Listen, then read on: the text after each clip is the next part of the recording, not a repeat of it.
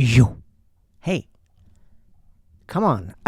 We're going to do a cozy episode today in the bed because it's pretty late, actually. I'm going to be going to bed right after this, as soon as I upload this video. You see the title, Ashamed. I'm actually strangely excited about this episode. If you didn't watch my last episode around feeling depressed, this is a connection to that. It might be worth watching. Those of you that have already watched that video, we're going to continue this conversation. I'm super excited about it. We'll see where this goes. But before we dive in, please subscribe. I'm Calvin, the cultured boy. I grew up in Fundamentalist Mormonism in Utah. I have 13 grandmothers, 1 dad, 4 moms, 22 sisters, 22 brothers. I have 44 siblings total. We all grew up in one house, not the grandmother and the grandpa, but my dad, wives, my 4 moms, and all of my siblings. We all grew up in one house. And yeah, I started my life over a few years ago, been figuring things out ever since. We're actually going to get into some stuff I've never talked about in my past that my last video helped me uncover, and you guys actually helped me uncover as well. So that's what I want to talk about, and we'll see where this goes. All right, for context, so for anybody, if you don't have the time to catch the last video, it's totally fine as well. So I did this video feeling really low. I was feeling really low. And feeling depressed because I had felt like I failed in a way, because I was going after a dream, still am going after dreams, like even creating content actually, and it just wasn't working and stuff like that. And so now I have to go get like a sort of bar job and in boatloads of debt and stuff like that, and just updating. So again, I have something I've had before. It's sort of online sales stuff. It's called high ticket closing. There are some parts of it that are actually quite fascinating. And I think at some point down the road, it might be cool for me to talk about it, because it's a skill set that I have that I've actually, again, it's tied into this whole shame thing that I've sort of been ashamed of. And I was feeling, so this is what it really was, because the episode I titled last episode was something like, I think I'm depressed. And I learned something going through that process of talking it out and expressing it.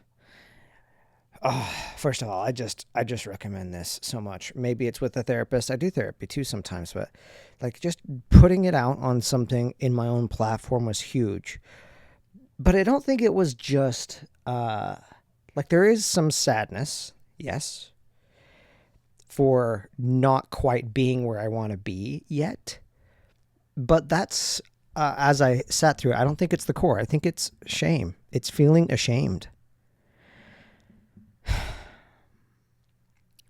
And again, you guys actually helped me uncover it. You guys gave some really freaking supportive comments, and it made me realize something.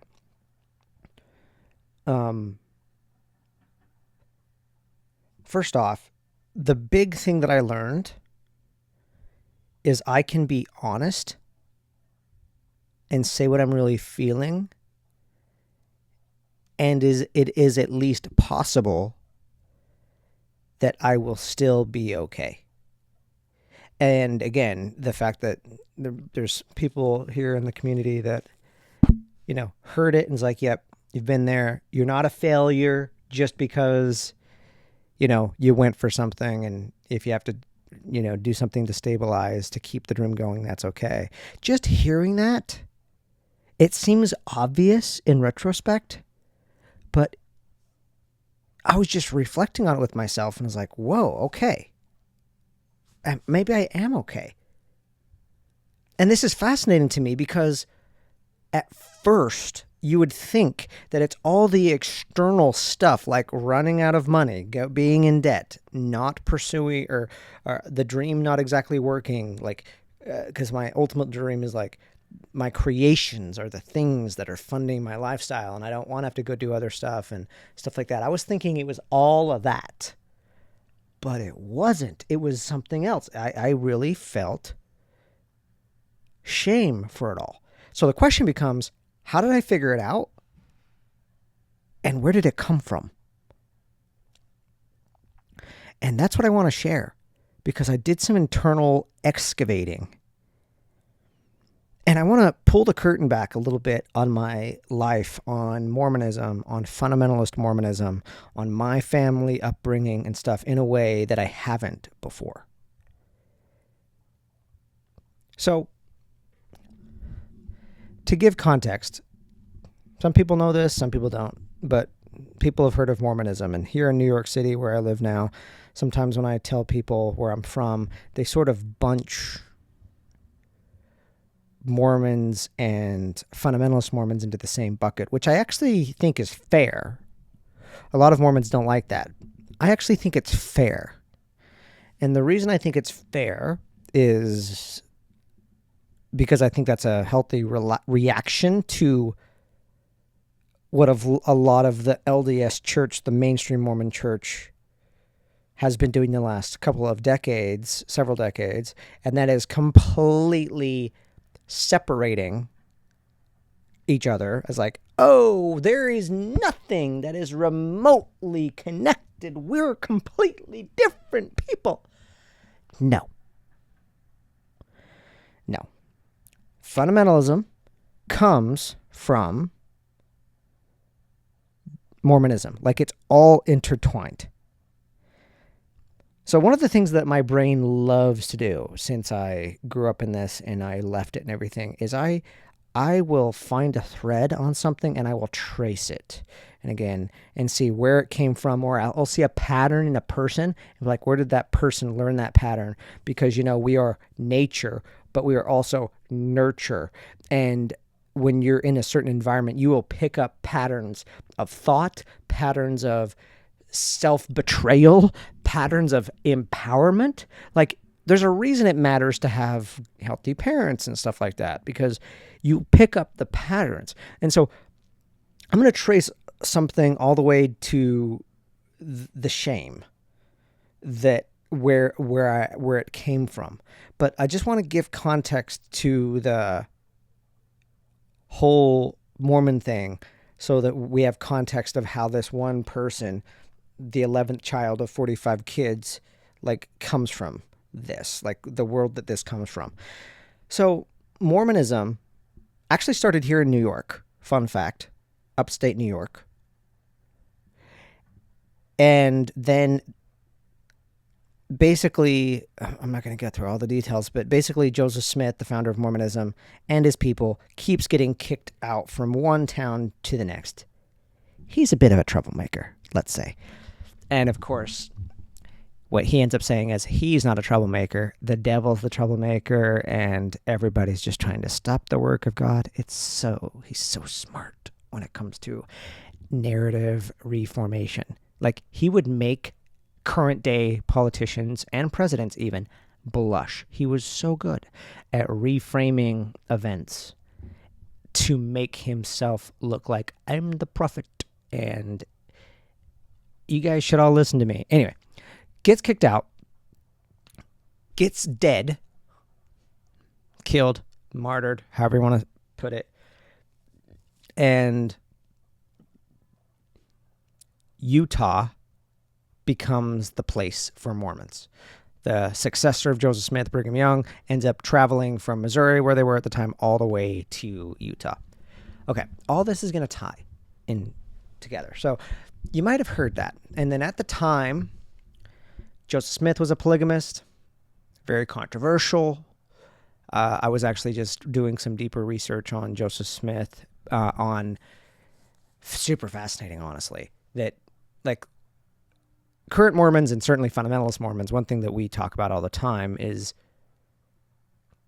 certainly within the fundamentalist groups, that polygamy's always been a thing. Like Joseph Smith was a polygamist. It was like this revelation, which was reframed as a revelation after he got caught, but we'll save that for a different episode. But not only did Joseph Smith like have more than one wife, which even the language is so funny to me, because if we just want to say it bluntly, and I talk bluntly, I say hell, damn, fuck, shit, all that sort of stuff. The most blunt thing to say is he got caught fucking someone, and then he probably wanted to keep doing it, and then it called wives and stuff like that. But it gets messy. But one thing I found that was really fascinating recently is that how many people he didn't tell. Like there were people close to him, like first cousins and family members that they knew in the church, people that were like with him all the time. And it actually took took Brigham Young teaching some of the followers in Utah, like, no, this is a principle, blah, blah, blah. So the main takeaway you need to know is that polygamy was a thing, but it was controversial. By the time it gets to Utah, though, it's basically mainstream. It is established. When Utah's becoming a state, polygamy is standard. Standard. There is no wondering if this is a thing that's going to... Everybody that's in Utah, as its founding, like this is kind of so wild to think that the founding of Utah, a state was made by Mormons that were trying to get away from all the persecution and living polygamy and stuff like that. It's just so... And I can't believe I come from it. It's so wild. Life is wild. Okay. So they continue living polygamy. By the way, can you tell I'm in better spirits? I'm serious. It felt so like compared to last video, talking this out and getting clarity literally feels so good. Like there's still a lot of stuff to work through, and there's real financial stress and pressure that I need to figure the fuck out over the next few weeks, but I think it can happen. So just had to put in that side note. Okay, back to the story. So in Utah is made by Mormons, polygamous Mormons. It's the standard. And I'll skip a lot of the story with the federal government fighting with the Mormons about polygamy.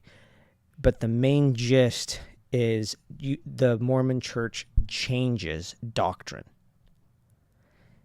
And when it changes doctrine, it changes doctrine and saying we don't have to live polygamy anymore. Polygamy is no longer a thing.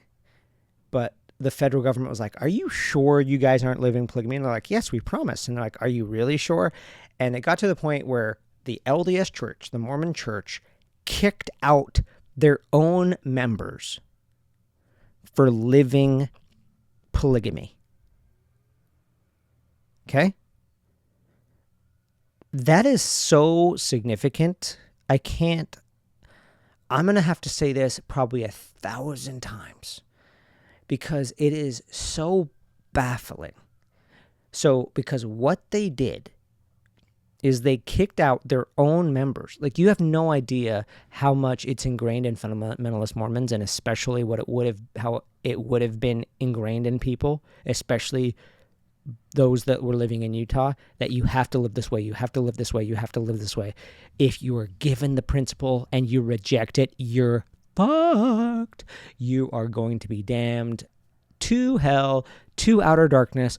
It would be better if you hadn't been born. Like, this is the language. If you reject this higher law.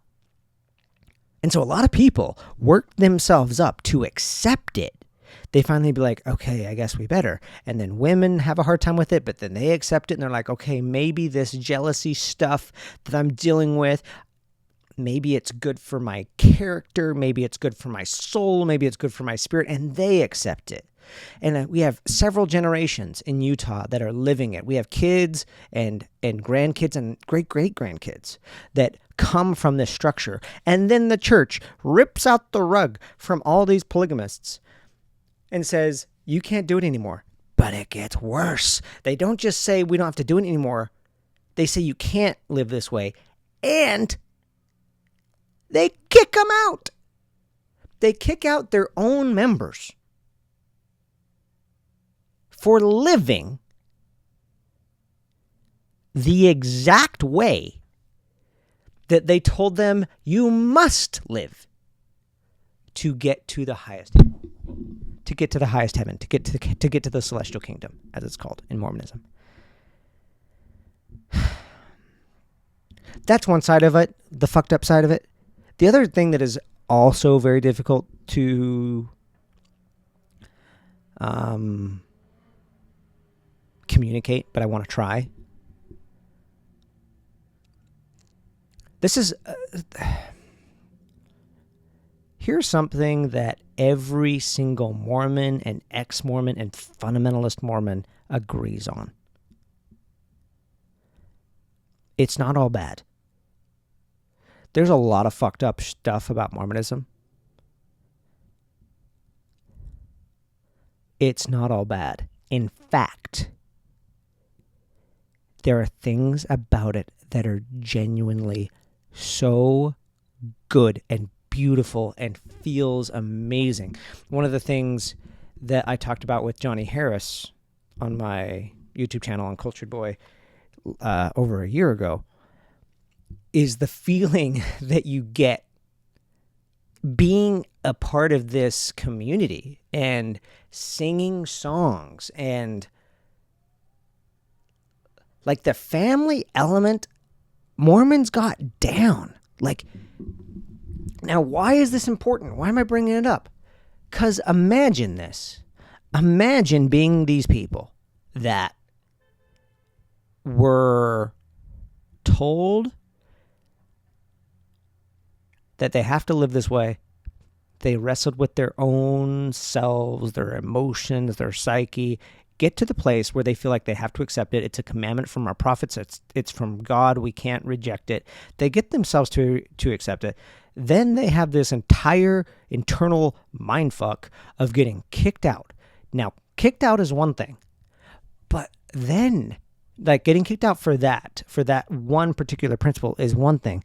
But then this sort of feeling of being ostracized from the thing you love most, like the community aspects. It was so bloodily painful. I can't even begin to scratch the surface on the trauma. But that's where I come from. Okay? That's where fundamentalism comes from, is this profound rejection. And so fundamentalists then, and there's so much irony in it too, because the LDS Church during Joseph Smith's time, all the way to crossing the states to get to the Utah territory, so much of our history is persecution. And so what we felt growing up as fundamentalist Mormons is that same pattern continued. Isn't that fascinating, though, by the way? Like, it's so cool. Once you start seeing this stuff, it is wild how patterns continue. Even stuff that happened to you that you didn't like. So Mormons, LDS, were persecuted to the point where they did the same thing to their own people. It's bananas. That's why we need freaking pattern interrupters, like people in your family and my family and anybody's family. Like people that interrupt a fucking pattern are the heroes of the world, I swear. Anybody that says, ooh, I see a pattern, I see where I'm going, I'm going to try to turn this internal boat a different direction. It's a miracle. Okay, so fundamentalist Mormons come from this profound rejection of their own people, trying to getting persecution from this thing that they loved, what they love most. that gave them energy and safety and all this stuff end up moving first from the Salt Lake Valley all the way down to southern Utah, northern Arizona. Now, I'm born a few generations into this movement. My great-grandfather, Charles Zitting, is one of the original founders, really, of the movement. Like, he was connected closely with Joseph Musser, and Charles Zitting is also closely connected. My grandfather, Clane Wayman, was super connected to Charles Zitting. So I have a solid line of the entire movement in my bloodline. And a question perhaps to ponder is, what do people do? Like, what's the reaction when you're being rejected? There's probably a lot of things that you feel. Certainly what fundamentalist Mormons did is they doubled down on their beliefs. Like, if you look at how many polygamous kids came from wives when they first came to Utah, it's like 1-to-1 from the top leaders. Like Joseph or Brigham Young, however many wives he had, let's say it was like 56, he had like 56, 55, 57 kids. Like, it's still a lot of kids, but it's like one per wife. My mom had 12 kids. My other moms also had that many. They each had 11 to 13 kids each. That's wild. So there's this, I don't know what it is. Like, it's some sort of like a validation of something to show like, hey, no, I got rejected for this thing, and I gotta show myself even that it's okay to live this way. So what ended up happening, it happens a bit in Mormonism, but it also became really heavy in fundamentalist Mormonism. Because we got rejected and we felt persecuted, we started to develop this, hey, we're better than them. Like, we're the true ones. Like, obviously, that's why we exist. We're more true than them. But what that ended up creating is this deep-seated insecurity. There was this deep-seated insecurity that came from that rejection. And you see it through different people. And it got really, really bad by the time that I was being raised. Because by the time I'm being raised, again, it's a few generations, the families have been sort of reinforced that we're the right people. Like, yes, we might have been rejected, but we're actually the right ones. And there's this unspoken insecurity that comes out in a lot of strange ways. But one of the things that comes out of is tight control. And things, you start to see the dress code and everything get tighter and tighter and tighter. My dad, so we grew up not wearing short sleeves. Funny thing, though, is my dad did wear short sleeves. There's school pictures of him wearing short sleeves, but it got tighter and tighter and tighter where it was like, you can't wear short sleeves. By the time it got to me, the idea of wearing short sleeves was wild. Like, there's no way. And by the way, there is going to be a tie to all of this at the end. I'm trying to give context of how deep this shit goes. So we grew up in an environment, all of my siblings, like, it's almost like two worlds, because there's so much fun that is also being had in this environment between siblings. Like, I want to do episodes, by the way, at some point. Like, guys, let me guys know if you guys really want to do this, but I want to do episodes with a bunch of my siblings. I've not done that yet. I have not had any of my siblings on this yet. And some of them are still in the religion, and I don't know how many of them would want to be on it, but I know there are some that would. So, like, best case scenario, I think it'd be fun eventually to have every one of them on the show at some point. But everything was super, super controlled. And I've often asked myself,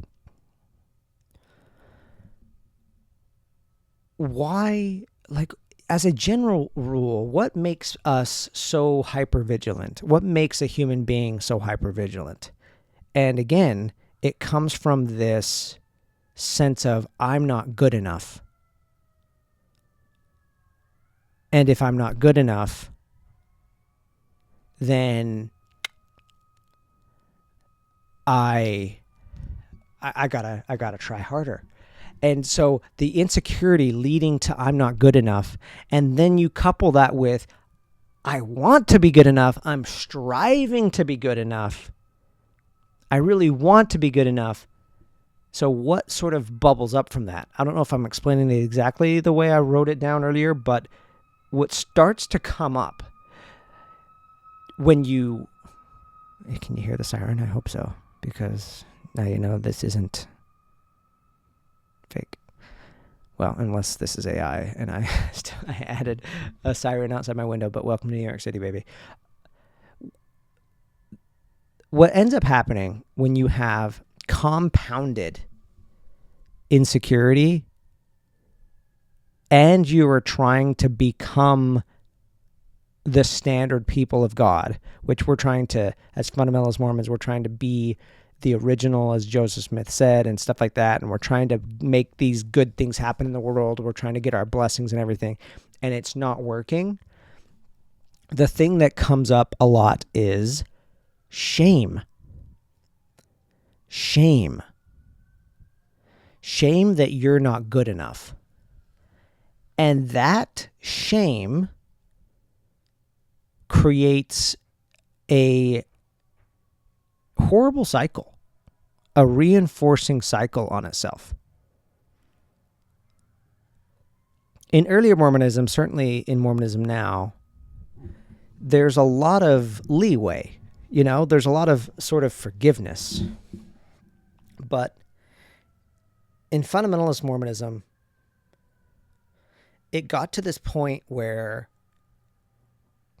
and it's certainly, you see this more extreme in different sects of fundamentalist groups, but it gets to this place where you cannot fuck up at all. Like, the fear of fucking up is so massive. And we are taught to be so hypervigilant, so careful. Never step off the protected ground. Never get on the devil's ground. Any little slip up, you're screwed. Now, why is it taught this way? Because there's 3 tiers of heaven. There's the telestial kingdom, terrestrial, and celestial. To get to the highest heaven, the celestial, you got to be basically perfect. And we had sayings around this, that you have to be perfect, especially if you're a fundamentalist Mormon. Because as fundamentalist Mormons, we've been blessed to be born in the one true church. We've been blessed to know that we're the right people and that we're living the truth that our forebearers, like the regular Mormon church, like went away with. So we had a quote that sort of gives a, like this is more than a quote. This is like framed and plastered on walls in homes.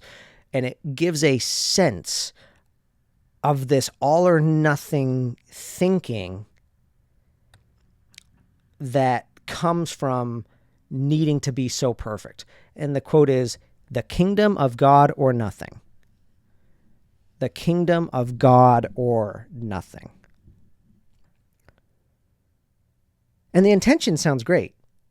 The intention sounds like, oh, we're striving to be a perfected people. And we would have church leaders all over the my entire upbringing over the pulpit talk about, you're a good people, but you're not good enough. And what do you think that does? It breeds more and more shame. Like, what if I'm not good enough? What if I'm not good enough? What if I'm not good enough?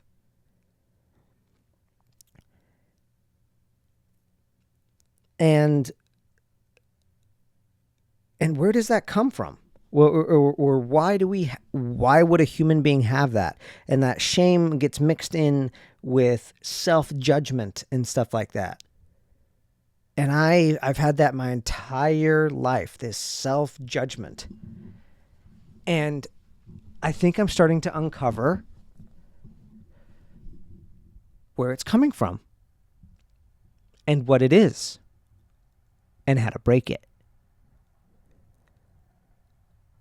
So for most of my life, I've been under this pressure because of this long line of trying to get to the kingdom of God, trying to follow something that you believe, follow your beliefs, and, stick to your guns, and also worried about if you're not good enough, if you mess up, that I have that like in my bones.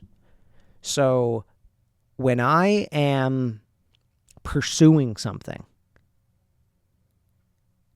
and it's not working, it's not that it's just not working. It feels existential to my soul. It feels shameful that I'm fucking something up big time. And it comes from where I come from. I kind of wish I had some siblings on right now, or even my friend Amanda Ray, who's been on the show, or Jaden Jeffs and others, that, because one thing I want to try to communicate is how much pressure we were under with making sure that we did not fuck up this probation. Probation is this life. We were taught that there's an eternity that existed before we were born, and there's an eternity that exists after this life. This is just a single, tiny, solitary life. And the reward for this one little life is immense. It's immense. If you just live it right, it's immense. You will have everything you want, ultimate happiness after this life.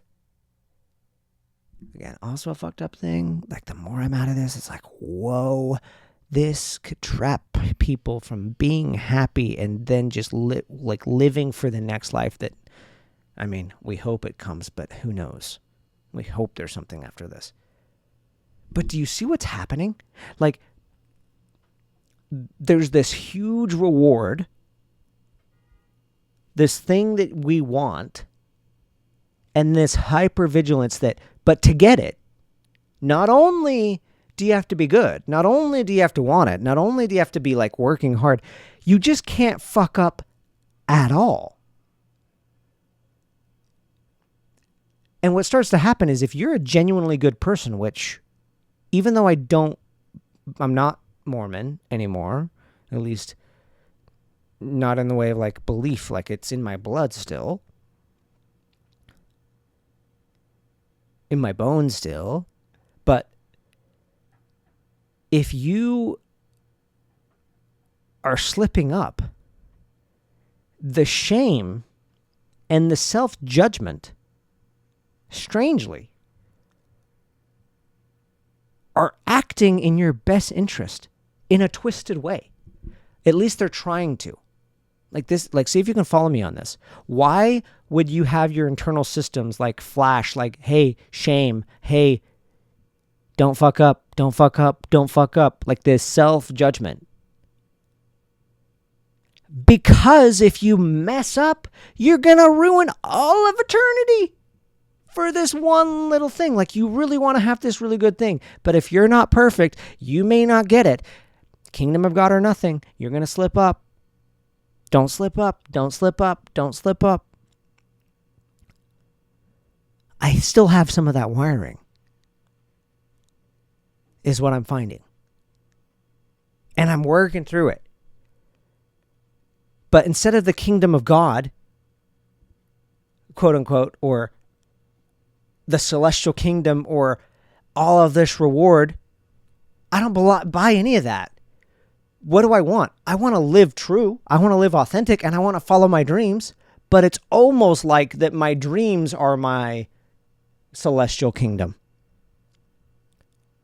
And so one of the reasons I was like, I think I've felt sad isn't the fact that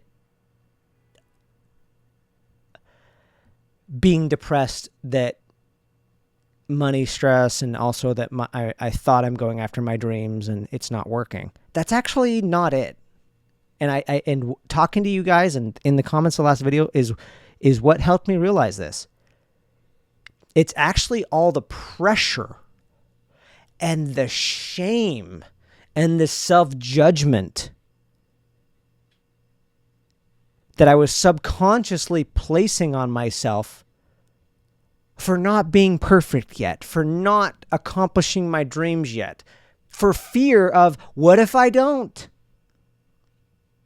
Like, that's really at the bottom line. Like, I have that same wiring, just like, what if I try all these things? Because we were taught our whole life, you could try perfectly and you could do one little thing to mess it up and you'll never get to be in the celestial kingdom. And so you're trained to be this super hypervigilant thing. And I think I still have some of that now. So that is where I think the shame comes from, is there's actually some strange, beautiful things in it. Like, there is something, the good side of it is, and I'll see if I can wrap up next steps for anybody else that, if anybody relates to this heavy pressure that we put on ourselves. The strange part that I think is beautiful as I was digging in and analyzing myself and journaling on this is there is a part of me deep inside of me that really, really gives a fuck about me living true to myself, and really gives a fuck about me, if not achieving my dreams, at least pursuing my dreams sincerely. And that part I really like. I really like it. And this was kind of cool because when I'm feeling the feeling that has triggered shame, of like, it's the shame is almost like a flashing light internally of like, hey, if you don't get, like, you may be on the wrong track. It may not be working. Mayday, alert. But sharing that where I was at and being able to be honest about it, and then being able to hear a little bit of reflection of like, yeah, this is part of the process. You're still okay. That's been part of my pattern interrupt, is of like, wait a minute. This is a layer that I need to shed, that I'm ready to shed. There's so many layers that I've shed since leaving fundamentalist Mormonism and stepping into this life. I couldn't even live in New York if I didn't shed a lot of nonsense. Like, there's a lot to shed even in the leaving it. But this new layer is this layer of, hey, shame, it's okay. Like, in this new life, we don't need to be perfect. And here's the crazy part. It's even better than that. It's not that you don't have to be perfect. It's like, you're still good. Like, you're still, and I don't mean like a good person, but I'm not even saying that. I'm saying like, it doesn't mean you're off track necessarily. Like, you can, like, failure is a part of it. Like the old pattern was, if I fuck up, I am so screwed forever. And so I think that's where some of this pressure was coming from. That I was like, oh, it hasn't worked yet. And what if it never does? And it's not even the what if it never does that's really painful. It's the, what does that say about me? And the self-judgment of what that says about me, and the shame for not actually making progress on it. That's the heavy shit. But the epiphany is, now that I'm seeing it, the pursuit itself is beautiful. the sincerity in being true to myself. I love that. I love that I'm wired that way. Like the fact that I quit my day job a year ago for what? To go to the Middle East, to a war zone, to make a film with no guarantees that it was going to work. Dude, I'm patting myself on the back a little bit. I want to be able to do that because that's a pattern interrupt. Two, being like, and again, not in a Mormon-y way of like, oh, your good works showed, but it's like, no, like that was just an honesty. I like that.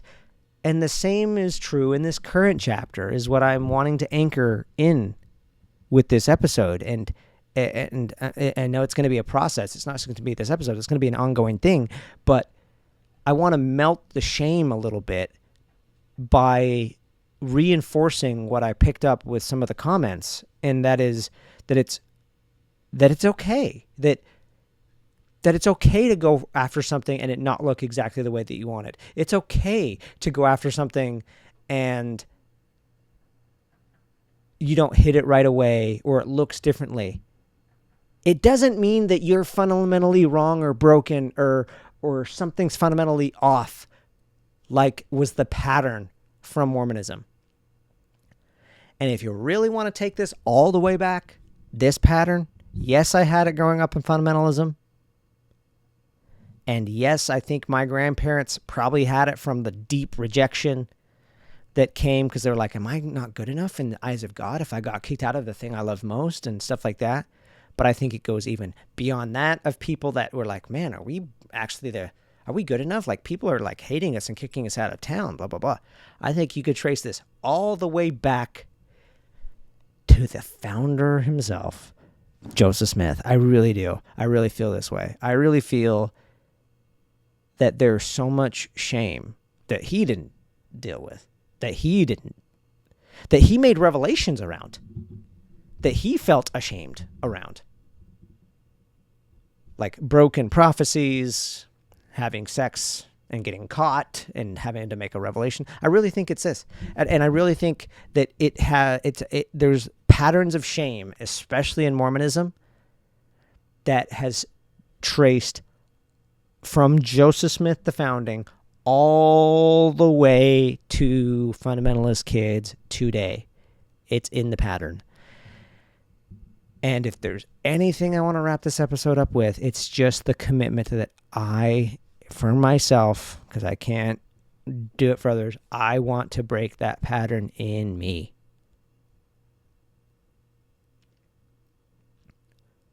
I want to be able to live truthfully, sincerely, going after something and letting that be the thing I'm happy and proud of. Whether it happens or is achieved or looks the way I want it to, that's a secondary thing. But I don't want to be like, oh, if this isn't perfect, then I'm a broken person. Fuck that. That's the old way. I want to be like, yo, this is hard and that's okay. Like, this is what I want and it's not happening. That's okay. Like, I still care about this and that's okay. Like, and the paradox in all this too is the shame and the self-judgment sometimes makes you hesitant because you're afraid of like going for it all the way. Because if it doesn't work, what does that say about you? And that ends up creating the self-fulfilling prophecy of it not working. But if you just can accept the entire thing, accept the process, accept all outcomes, accept failure even, and accept that you're going to be, that you are okay, that it doesn't make anything wrong about you to try and not be perfect, to try and it fail, then that gives the freedom perhaps to actually just keep at it and make progress. So that's what I've been thinking about. That's what I wanted to share. That's what came out of me sharing the depression thing. And I think it really comes from not feeling sad. It's this internal stuff. It's feeling shame and judgment. And I just want to commit to you, to myself, to the channel, to Cultured Boy, that it's something I want to move through. It's something I want to dissolve. Okay, I'm going to go to bed. if you're here to the end, I just want to say thank you for listening. I hope this made sense. It made sense to me kind of when I was writing it out. If something didn't make sense, let me know. I hope at least something did. I'd love to hear your thoughts in the comments. Let me know. Please hit the subscribe button if you haven't.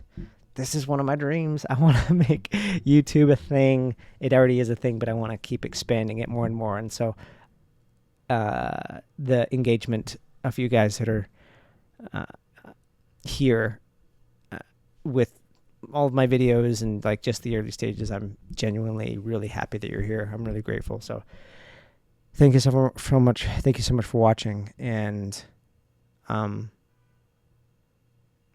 yeah, this was a big one. This was an emotional one for me, a big shift. So stay hungry, stay curious, especially about yourself. Peace.